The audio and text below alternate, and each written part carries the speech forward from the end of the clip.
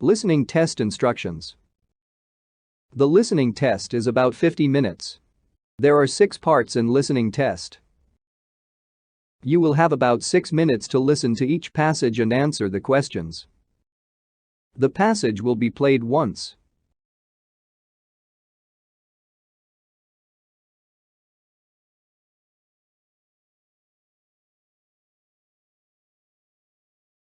Hey, you look concerned. What's on your mind?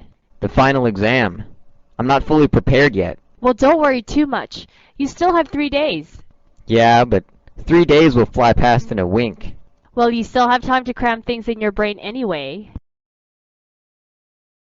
Question 1. Why is the man looked worried?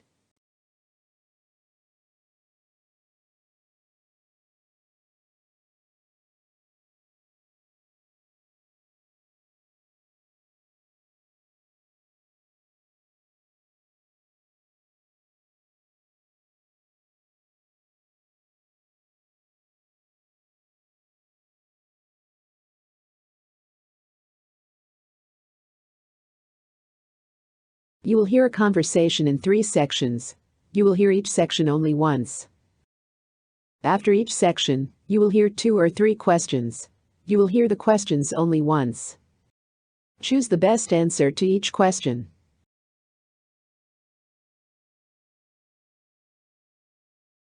Good morning, Miss Hendricks. I really need to bring something to your attention. It's about the new electronic medication tracking system. Good morning, Tom. I've heard a few comments already. What specifically is the issue? The system is definitely efficient in theory, but many of us caregivers are struggling. The interface isn't user-friendly, and it's causing delays during medication rounds, especially in the evening shifts when we're understaffed. That's concerning. I know we rolled it out quickly after the compliance audit. What kind of delays are we talking about? On some nights, we're spending up to 30 minutes longer per round just trying to log everything correctly. And in a few cases, residents were nearly double-dosed because of confusion with entries not saving. That's serious. Have any incidents been formally reported? One near miss was filed last week, but most of us just try to correct things on the spot. We're all worried that a real mistake could happen, especially with residents who have complex regimens. Thank you for being honest. We need to act quickly. But let's first explore exactly what's not working and who's most affected. What is the underlying cause of the issue Tom presents to Ms. Hendricks?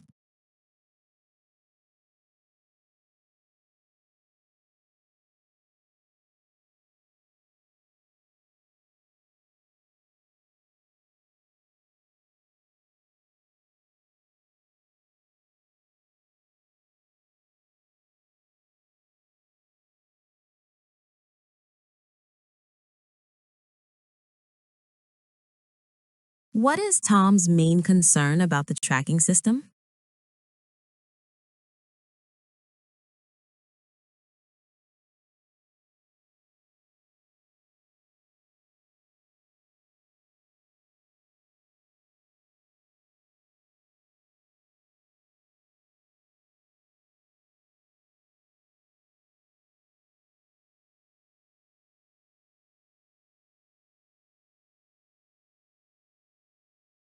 How does Tom subtly suggest the staff is coping with system flaws?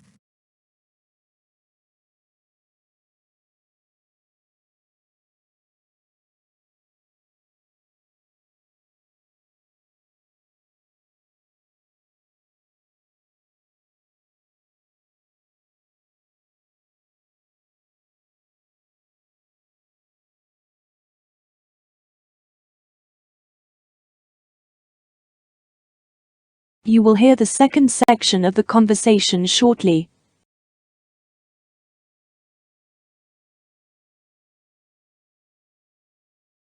Tom, I've scheduled a meeting with the IT team, but in the meantime, I want to understand from your side. Is it the hardware, the software, or just the process overall?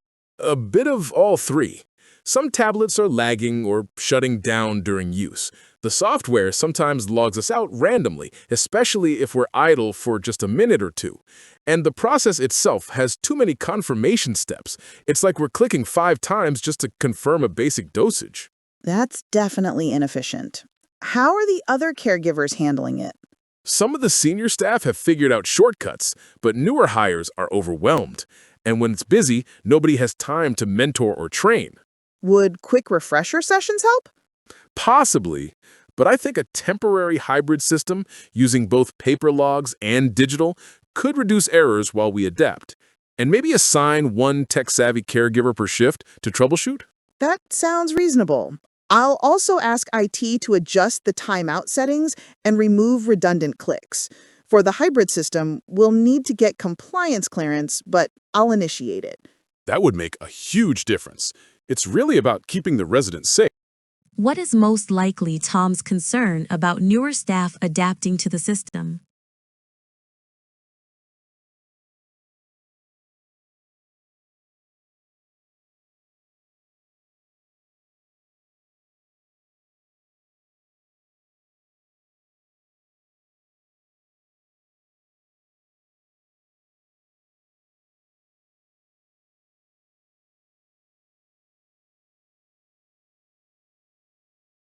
Why does Tom believe assigning a tech-savvy person per shift might help?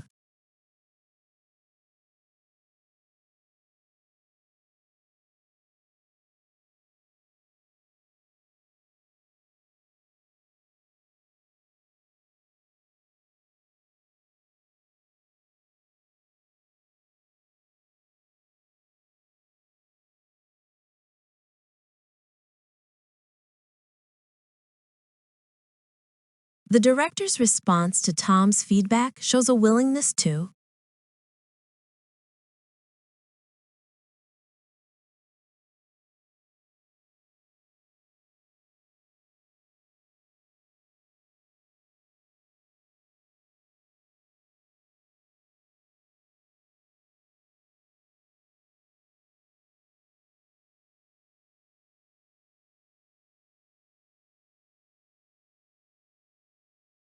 You will hear the third section of the conversation shortly.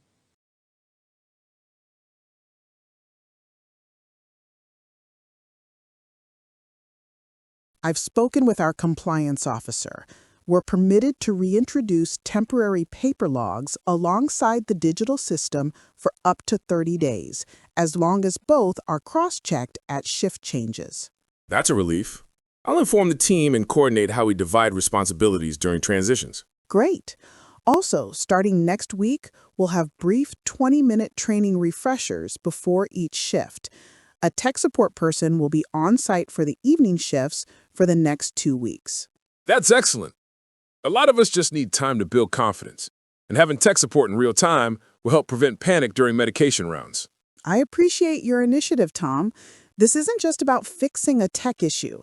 It's about creating a culture where caregivers feel empowered to speak up. Honestly, I hesitated before saying anything, but I care too much about the residents to let this slide. And that's exactly the kind of attitude we value. Keep me updated on how the team responds, and if needed, we'll adjust again. This rollout may have had flaws, but your feedback is helping us course correct in the right way. Thanks, Ms. Hendricks. It feels good to be heard. What does Tom's reaction suggest about his previous concerns?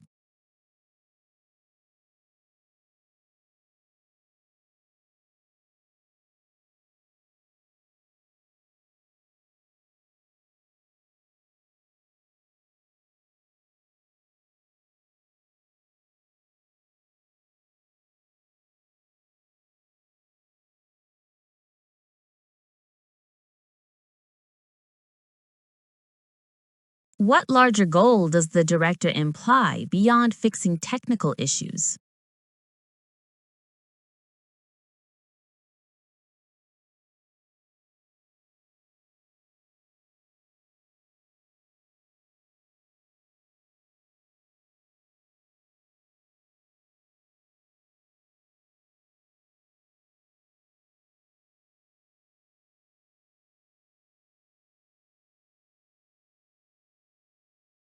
You will hear a conversation followed by 5 questions. Listen to each question. You will hear the question only once. Choose the best answer to each question.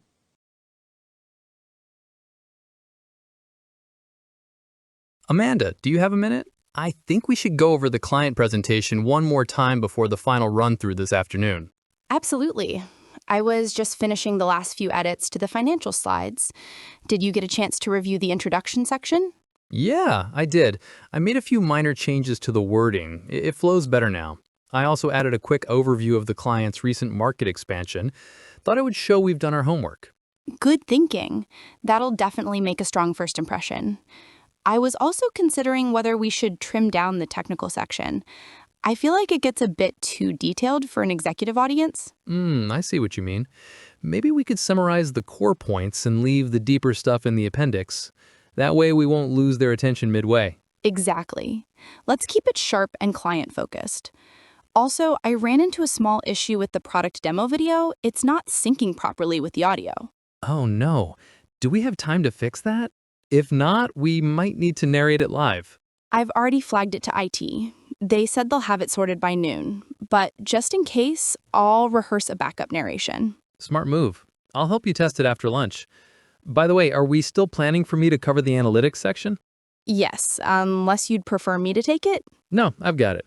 I just want to be sure I hit the right tone. This client is pretty numbers driven, so I'll lead with the ROI metrics. Perfect. And for the Q&A, let's keep it fluid. I'll handle the strategic questions, and you can jump in for anything data heavy. Works for me. Also, we should keep in mind their CEO might be in the room. If she joins, we'll need to emphasize the long-term value, not just the short-term deliverables. Good point. I'll revise my closing remarks to include a few lines about long-term partnership goals. Nice. And don't forget to mention that case study. They'll relate to that client's growth path. Already built it into the flow. Thanks for reminding me, though. Great. I think we're almost there. Once the demo's fixed, we'll be presentation ready. Agreed. Let's meet again at 2 for the final dry run. Sounds good. I'll grab a coffee and see you in the conference room then. Perfect. Let's make this our best pitch yet. What best reflects Henry's approach to presenting data to this particular client?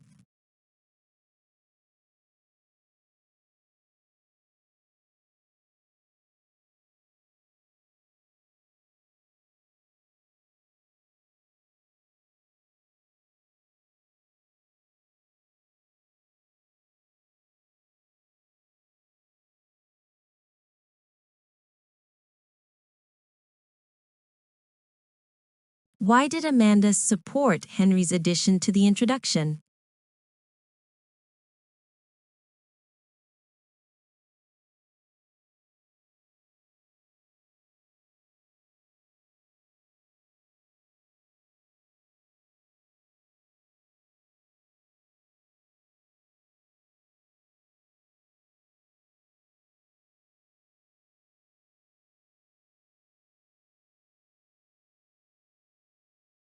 Amanda's response about the case study shows she is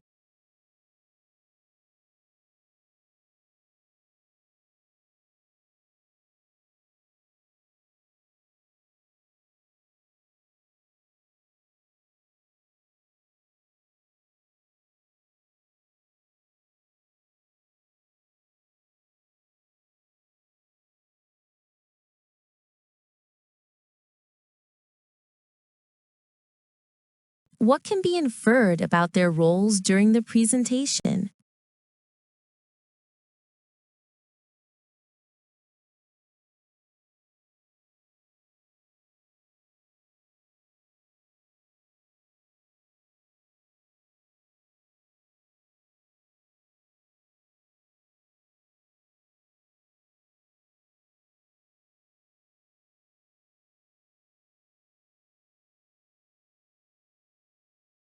Why might Amanda revise her closing remarks?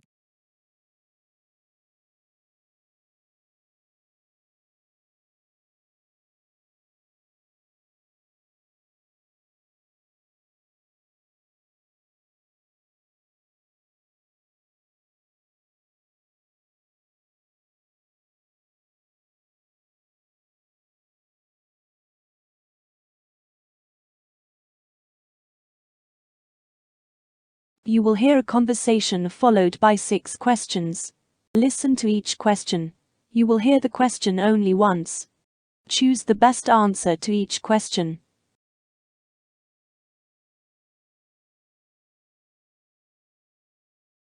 Morning, Kate. Did you sleep well last night?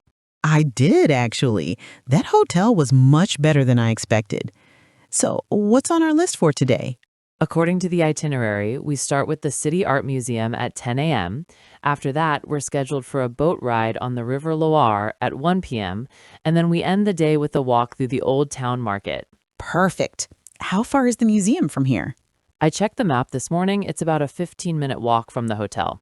Pretty straightforward. We just go down Main Street, take a left at St. Paul's Cathedral, and it's right next to the public library. Sounds manageable. Do we need tickets in advance? No, I already bought them online yesterday. I've got the QR code saved on my phone. Great. And what about getting to the river cruise? Is it close to the museum? Not really. It's on the other side of town. I think we should take the tram. Line 3 goes directly from the museum stop to the river pier. The ride should take about 20 minutes.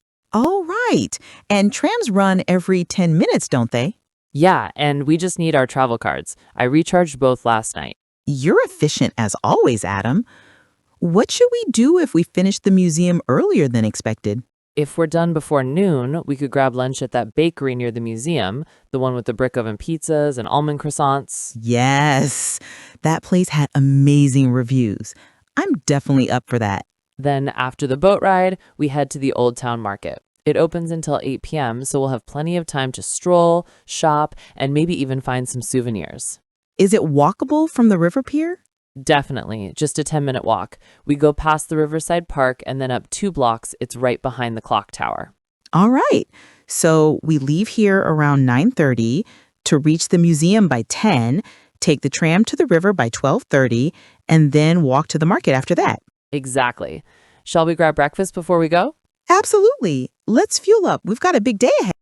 Why was Kate positively surprised by the hotel?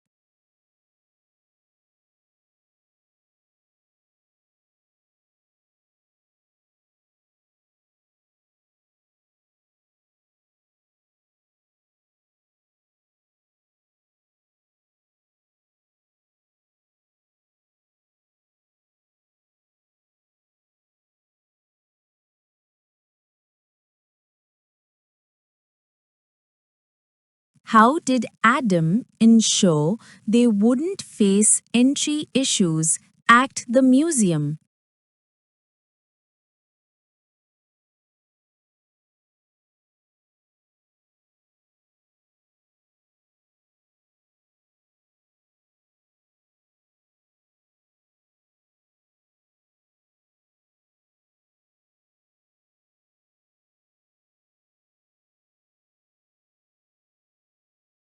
Why does Kate feel confident about getting to the museum?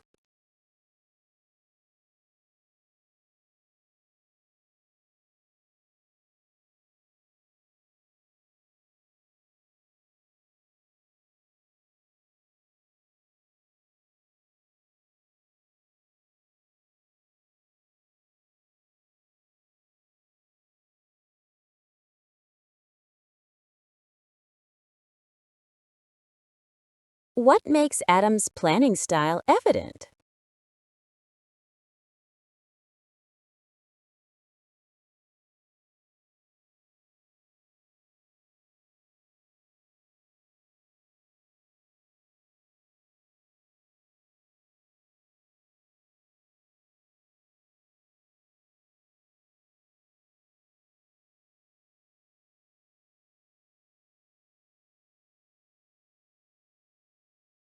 Why is lunch at the bakery not a guaranteed plan?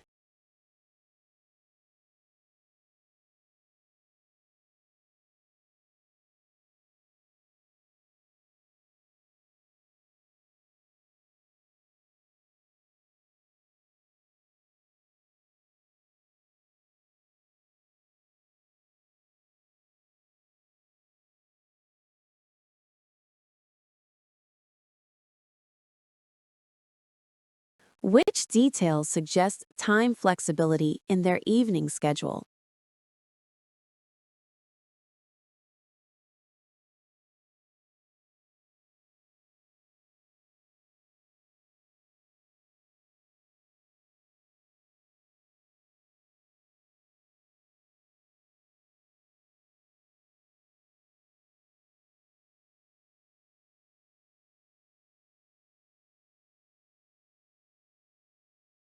You will hear a news item once. It is about 1.5 minutes long. Then 5 questions will appear. Choose the best way to complete each statement from the drop-down menu.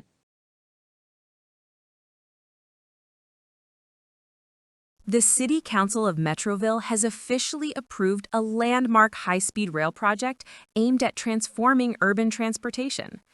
The project, set to begin construction in early 2026, promises to significantly reduce travel times and improve daily commutes for millions of residents. The new rail line will connect Metroville's downtown core with several key suburbs in neighboring cities, covering a distance of approximately 150 kilometers. Trains are expected to reach speeds of up to 300 kilometers per hour, cutting what currently takes over 2 hours to just under 45 minutes. City officials highlighted that the project aligns with Metroville's broader vision to promote sustainable and efficient public transportation. Mayor Lisa Hammond, speaking at the press conference, stated, "This high-speed rail will revolutionize how people travel in and around our city. It will reduce traffic congestion, lower carbon emissions, and provide a modern, comfortable alternative to driving or traditional rail." Construction is slated to begin in February 2026, with an estimated completion date in late 2029. The project is being funded through a combination of federal grants, municipal bonds, and private investments. Authorities have assured that rigorous environmental assessments have been completed to minimize ecological impact. Commuters can expect numerous benefits once the rail line becomes operational. The fast and reliable service is anticipated to encourage more people to shift from cars to public transit, thus easing road congestion during peak hours. Additionally, the project is expected to stimulate economic growth by improving access to business districts and creating thousands of construction and operational jobs. Public transportation advocates have welcomed the approval, emphasizing that the rail line will not only enhance connectivity, but also improve quality of life by reducing stress and travel fatigue. As Metroville embarks on this ambitious infrastructure venture, residents eagerly await a new era of swift, green, and convenient travel across the region.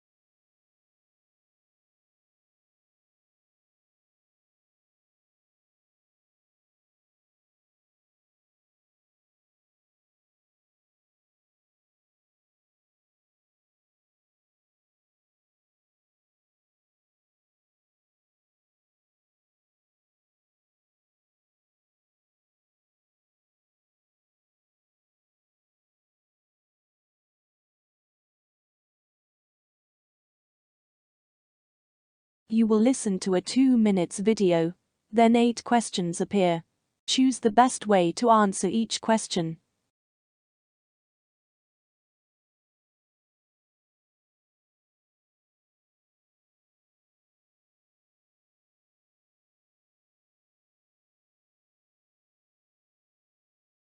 So you both wanted to talk about the new class schedule. Yeah, thanks, Sam. We've been getting a lot of feedback from clients, especially working professionals, saying they're struggling to find time for our current class offerings. Right. Most of our classes are either mid-morning or early afternoon, which really only works for stay-at-home parents, freelancers, or retirees. The 6 p.m. slots fill up instantly. I see. That's consistent with the check-in data I've seen. So what are you thinking? We were considering adding a few more evening classes. Maybe a 7:15 or even an 8 p.m. option for yoga and circuit training. Or even shorter express sessions, like 30-minute HIIT or core classes. Something people can do after work without sacrificing dinner or downtime. That's interesting. Though, wouldn't it be tough to staff those? I mean, most trainers wrap up by 6. True, but I've already talked to Jamie and Nina. They're open to evening shifts a couple of days a week. And I can cover Tuesdays and Thursdays myself. I could take Mondays and alternate Fridays if needed. Plus, we noticed the spin room's underused after 7. That space could be great for quick cardio burn sessions. Okay, so we'd be looking at reshuffling some current slots. Maybe just consolidating low-attendance midday classes. Like the noon Pilates on Wednesdays. I had just 3 people last week. Same with 2 p.m. bar on Fridays. Honestly, it's more cost-effective to shift those to the evening. All right. What about weekends? Any thoughts? Actually, I was thinking of offering a hybrid option. A Saturday class that streams online as well. That way, people with kids or errands can still participate remotely. And we could rotate instructors for variety. Keep the energy fresh. Okay. Let me run this by upper management. It sounds promising, but I need to review staffing and budget constraints. Good initiative, though. Maybe we start with a 2-week trial. That's totally fair. We can monitor attendance and tweak as needed. Agreed. And we can survey members after week 1 to get their input too. Great. Let's tentatively aim for the 2nd week of next month to roll this out. Works for me. Same here. Thanks for hearing us out, Sam. Thanks for being proactive, both of you.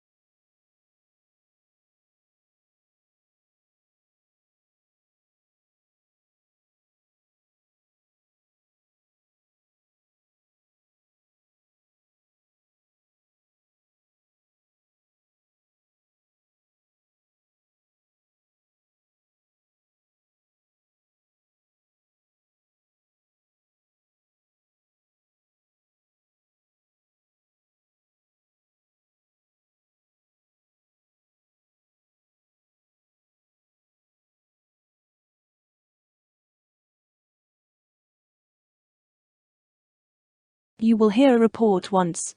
It is about 3 minutes long. Then 6 questions will appear. Choose the best way to answer each question from the drop-down menu.